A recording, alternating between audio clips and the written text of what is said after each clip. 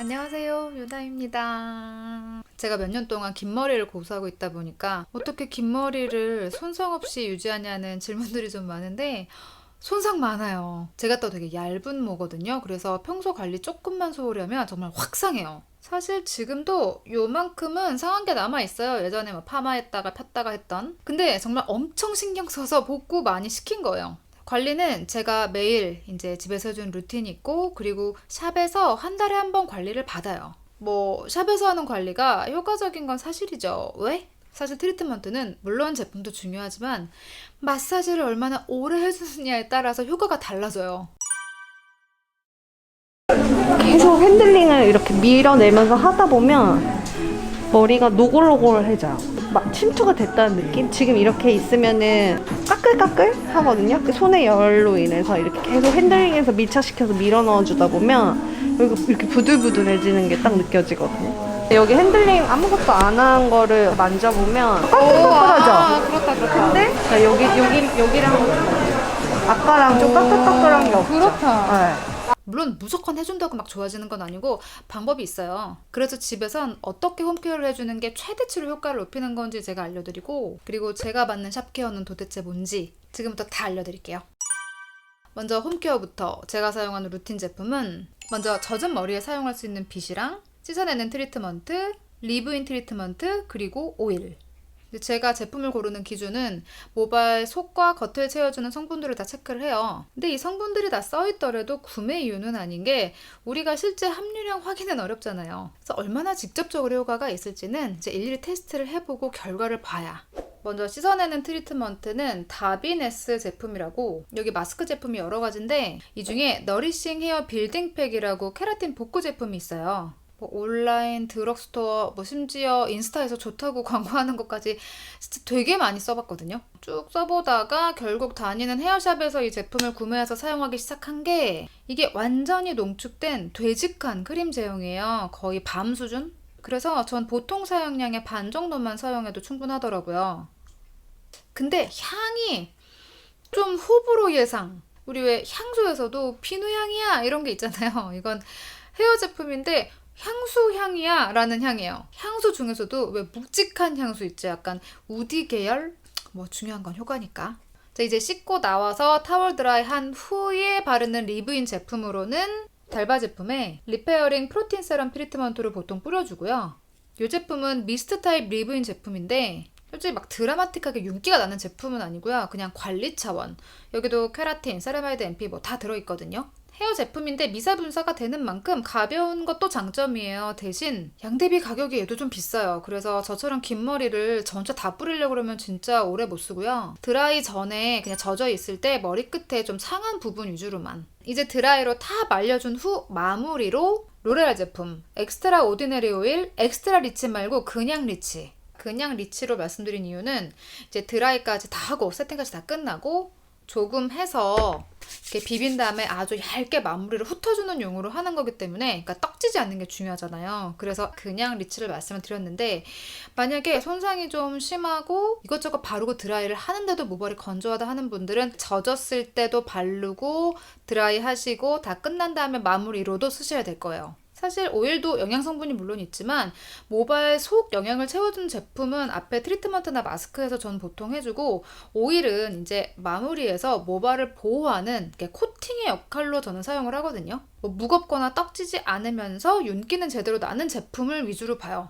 그리고 젖은 머리용 빗이 뭐냐면 젖은 머리에도 사용할 수 있는 빗인 거고요. 젖은 머리용 빗 검색하면 많이 나오지만 꼭 전용 빗 아니더라도 그냥 꼬리빗 있잖아요. 없는 분들은 꼬리빗 사용하셔도 돼요. 대신 빗이던 지금까지 보여드렸던 이 제품들이던 어떻게 사용하는지를 보여드릴게요. 방법에 따라 같은 제품을 써도 전혀 다른 결과가 나오거든요. 아무리 좋은 거 발라줘도 그냥 평소 하듯이 이렇게 발라놓고 두면 효과 없어요.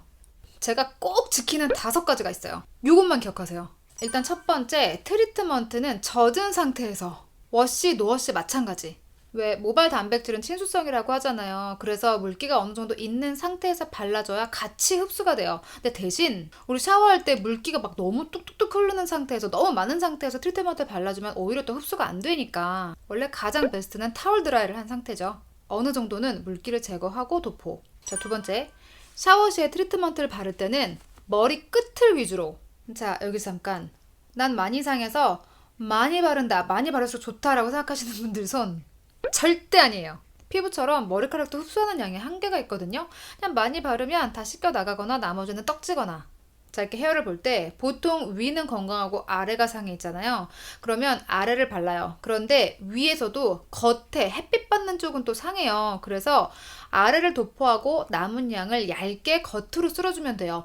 이 속머리는 건강하거든요. 이 속머리 위에까지 다 발라주게 되면 밑에는 건조하니까 괜찮은데 위에가 떡여져서 달라붙거나 기름이 지는 거죠. 그리고 젖은 상태에서 트리트먼트를 바르면 어느 정도 타고 올라가기 때문에 두피에서 너무 가깝게 바르진 마세요. 그리고 세 번째, 젖은 머리용 빗 사용하기. 우리 보통 트리트먼트 바를 때 어떻게 해요? 이렇게 해갖고 저벅저벅 바르죠.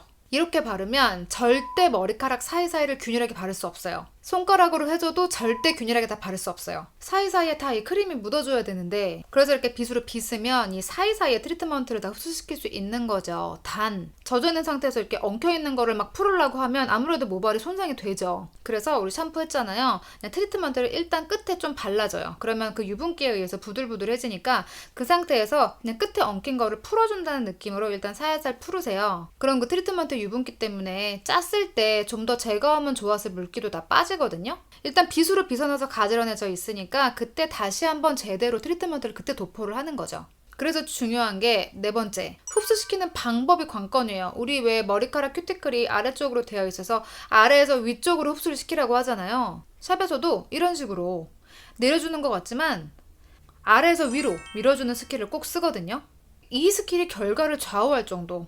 그런데 집에서 내가 이렇게 위로 어떻게 해? 어렵죠. 이 핸들링이 쉬워 보여도 오히려 집에서 잘못하다가 이 큐티클을 반대로 일어나게 해서 오히려 손상을 줄 수 있다고 하거든요. 그래서 홈큐로 제일 좋은 방법은 이 손의 온기로 눌러주기.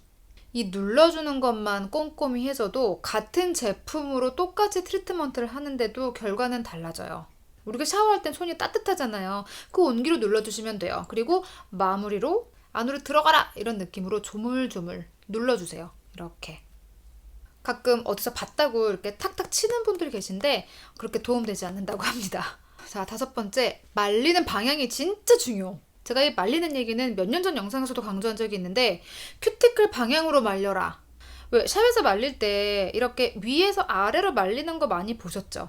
큐티클이 이렇게 생겼기 때문에 왜 우리 막 역방향으로 마구잡이로 말려주면 이렇게 머리가 붕 뜨는 이유가 큐티클이 다 일어나서 반대로. 그래서 엄청 부스스 뿌실뿌실해 보이는 거예요. 그래서 두피 건강에도 또 모발 윤기에도 사실 찬바람이 좋은데 아예 젖은 머리를 처음부터 끝까지 찬바람으로만 말리려고 하면 이제 팔 떨어지죠. 엄청 오래 걸리고. 바쁘잖아요.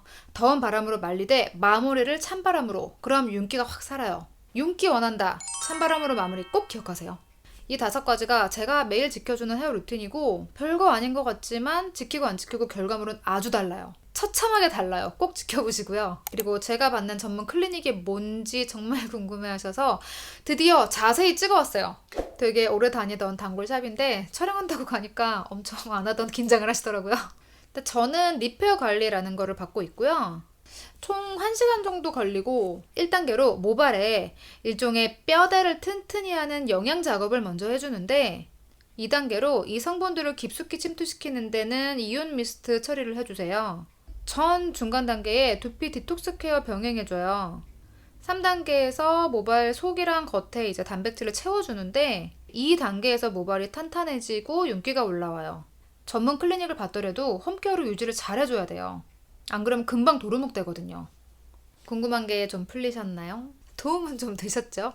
오늘 트리트먼트 얘기만으로도 너무 길어질 것 같아서 모발 얘기만 했는데 사실 모발 건강이 두피 건강하고도 직결이 되어 있죠. 항상 말씀드리죠. 두피가 토양이면 모발은 식물이다. 두피 얘기도 꽤나 길이가 되거든요. 그래서 아예 두피 관리 영상은 조만간 제가 이사 가서 빨리 정말 이사 가서 보여드릴 게 너무 많네. 이사 가서 제가 준비를 할게요. 내일 모레 이사하기 때문에 이제 다음 영상부터는 이사 간 집에서 찍게 됩니다. 오늘 이 영상이 오늘 집에서의 마지막이에요. 이번 집은 인테리어도 정말 많이 신경 쓰고 있거든요. 그래서 기대하시는 분들도 너무 많이 계신데 이번 이사 가는 집이 이제 발코니랑 뭐 크진 않지만 작은 정원이랑 좀 예쁜 공간이 많이 나와요. 거기들도 예쁘게 꾸미고 있거든요. 제가 예쁜 촬영 각도를 만들기 위해서 조금만 기다려주세요. 그럼 우리 다음 이사 간 집에서 만나요. 빨리 영상 만들게요. 안녕.